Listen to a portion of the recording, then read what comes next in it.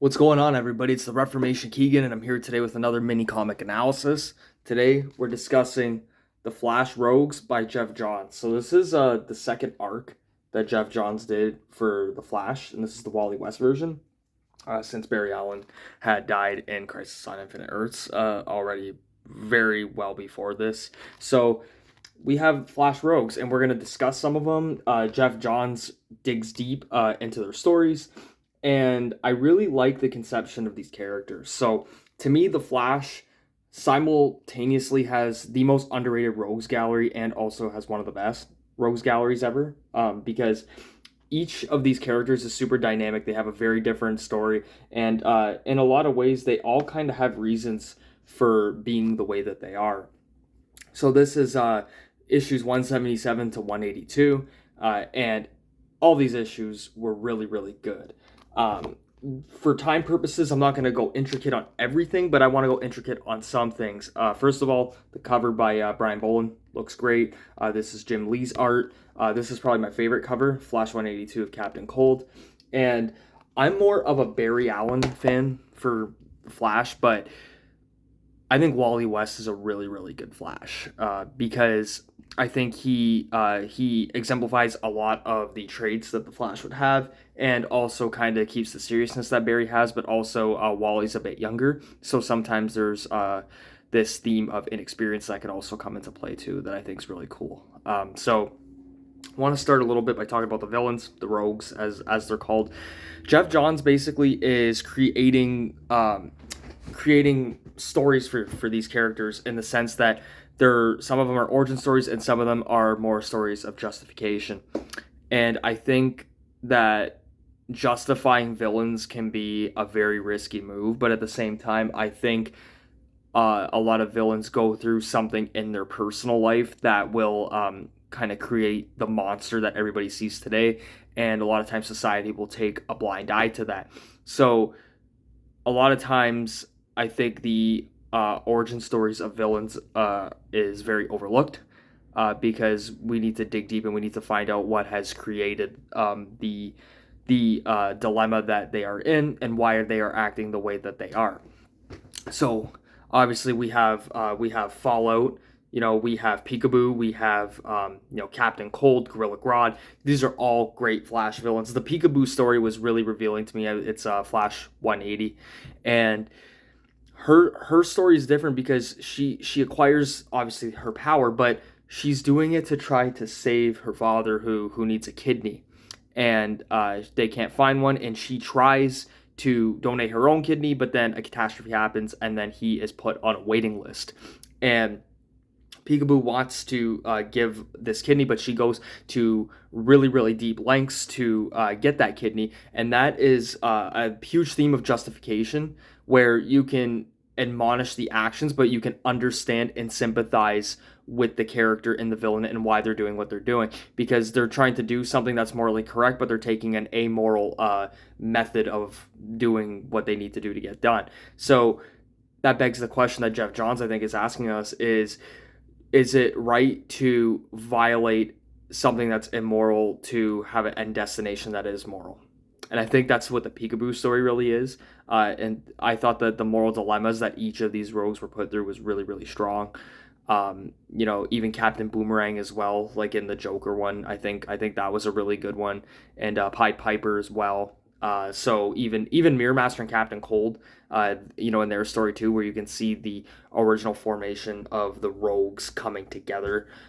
You can try to sympathize and understand why they're doing what they're doing because there is an end game. It's not just blind rage or blind fury that I think a lot of people misinterpret villains for having, but Geoff Johns gives each of these rogues a definitive purpose. And there's a lot of coherence that is put into his writing for this. So Geoff Johns is also one of my favorite writers. I think he's a tremendous asset to any comic, and I think people like him, Mark Waid, Grant Morrison, they Paul Dini, they always do really, really great jobs at crafting their characters and giving their characters intent instead of just blindly putting them into a situation where you can read it, but it doesn't have a long-term consequence. So the Gorilla Grodd story is another one where Geoff Johns will continue his theme of justification, and he does that with Gorilla Grodd obviously being caged up and not showing Gorilla Grodd's anger out of blind fury, like I stated earlier. Instead, Gorilla Grodd is what you would call an intelligent monster, obviously from Africa in this Lost Gorilla City, that has very, very intelligent gorillas that are arguably more sophisticated than Homo sapiens sapiens, which is us. And I like the conception that there's a misunderstanding of intelligence between human beings and animals or primates.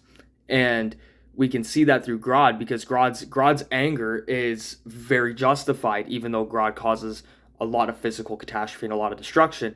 A human being can look at that and understand that they wouldn't want to be a caged animal either, and they would have the same rage that Grodd is currently having.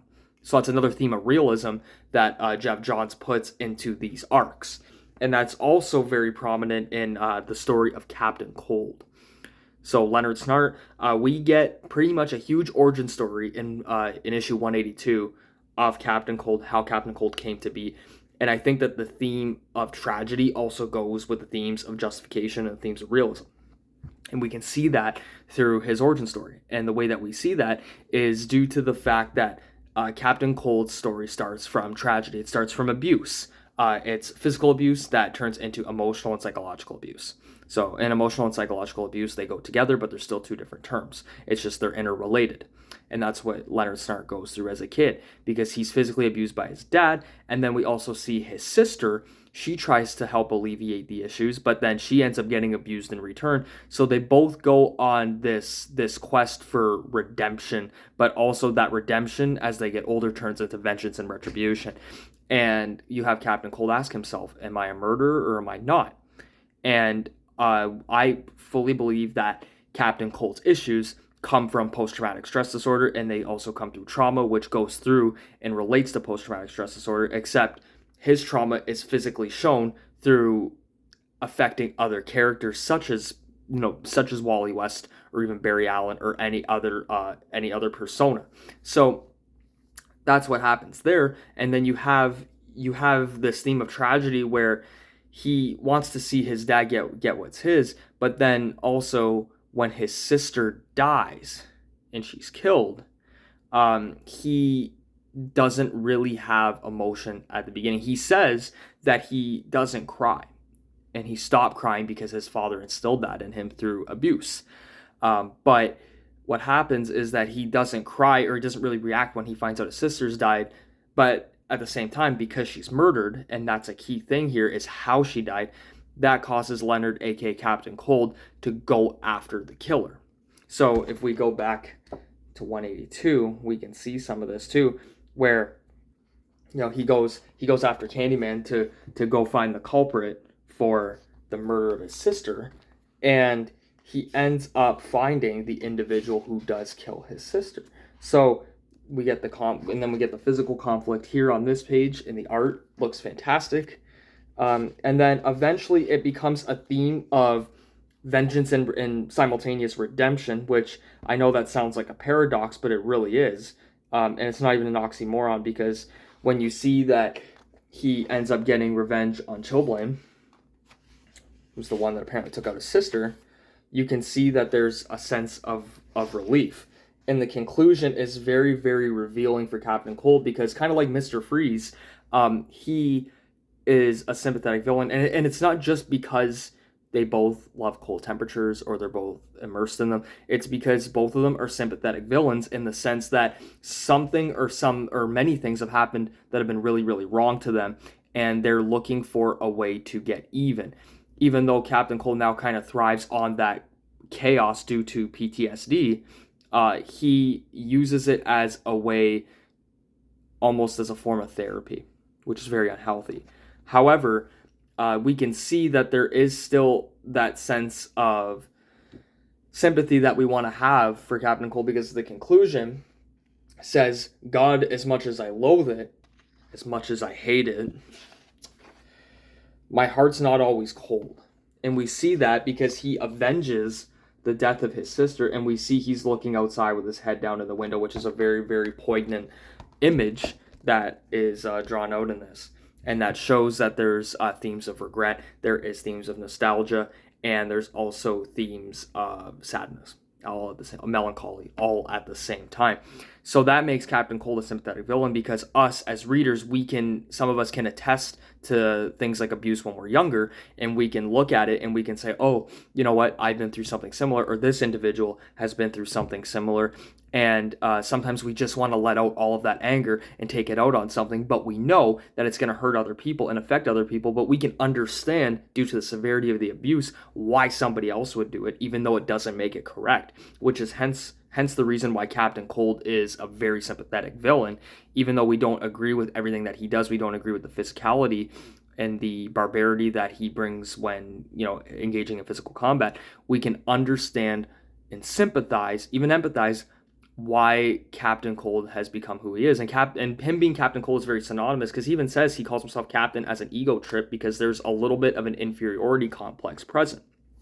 And we can see how, even with that inferiority complex, we can, again, sympathize with that, because Leonard was somebody who saw himself as less than, and thought so lowly of himself because of his father, that he has to convince himself that he's more than what he is. And that's again, another theme of identity that I think we all struggle with if we're abused when we're younger. So I think each of these characters, they give a strong sense of relatability. Even Fallout too. When Fallout is roaming the city, and he's gonna inject what he's gonna inject and disperse it out. He at the end he says, "Take me home," because a lot of these characters, they want revenge, but they're also in pain at the same time, which I think makes, again, each one of these rogues so fascinating. And I can't wait to see what's coming next, because I'm also going to read Crossfire and I'm going to read Blitz. So those are going to be the next ones that I read from Geoff Johns' arcs. And Rogues, what a heck of a start. I loved it. And also the art, like I said, the art was fantastic. And I loved each and one of these stories, because you give the villain's motivation without it being blind, like I said earlier. And also, don't forget to like, share, comment, and subscribe. I will be back soon. I'm trying to hit 3,000 watch hours. 4,000 is the next step, but 3,000 watch hours, so I can become a YouTube partner and put out better content for you. Thank you, and I'll see you soon.